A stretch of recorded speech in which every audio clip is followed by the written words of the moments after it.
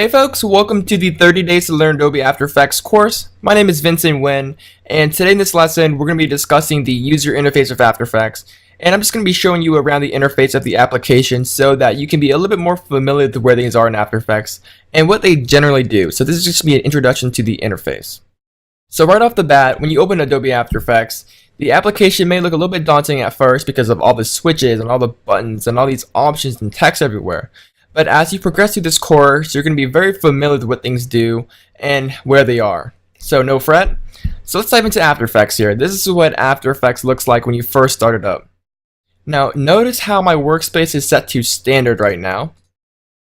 And it's set to standard because this is just the default workspace within After Effects. And for the rest of the course, I will be using the workspace set to standard. Now if you accidentally mess something up, don't worry, you can always go back into the workspace panel and just hit reset standard, and that's just going to reset your workspace back to standard like this. So that being said, let's go and take a look at the interface of After Effects. So the first panel I want to take a look at is the panel right here on the left called the Project Media panel. And this is essentially the bin of After Effects. Anything you import, whether it's video files, image files, audio files, compositions, or layers, it's all going to be stored right here as your central bin. So this is where all your assets and your medias are stored. Aside from just storing your information and storing all your layers, you also display some basic information of your footage, your image, etc. right here. So on the bottom of this panel, you're going to have the main timeline. And the timeline is pretty much where you're going to be doing all of your edits, all of your cuts. And this is the area where we're going to be spending most of our time in, keyframing, animating, and all that great stuff. Now aside from being just a timeline, it also displays your layers or your media assets in the composition, which we'll be talking about a little bit later in the course.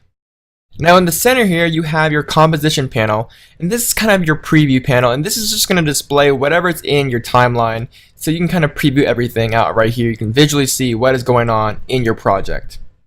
Now on the bottom of this composition panel you have additional viewing options such as the magnification, which you can kind of zoom in, zoom out, such like that, or zoom to fit. You also have additional title saves and grids.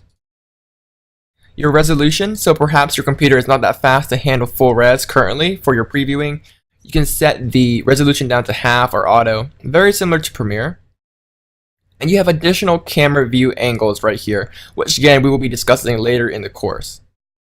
Now on the right side here we have the effects and presets, which is the panel where you can search for effects. Above that is your preview panel, which allows you to preview out what you have in your timeline in real time.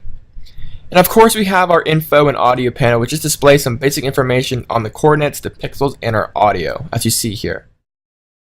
Now at the very top we have our main toolbar, and this is where all of our main tools are stored, such as the camera, the text tool, and the pen tool.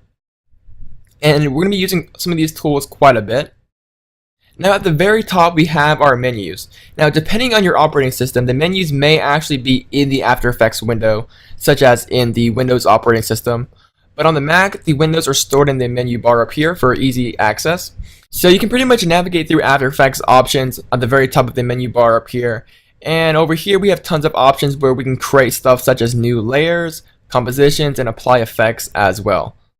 So this has just been a really quick overview of the After Effects interface. Again, After Effects is a very complicated application and I cannot teach it to you all in one lesson. So we're just going to be breaking it down to small digestible chunks so you can kind of consume all this information, kind of consume After Effects in a very efficient manner so you're not going to be overwhelmed by all the features.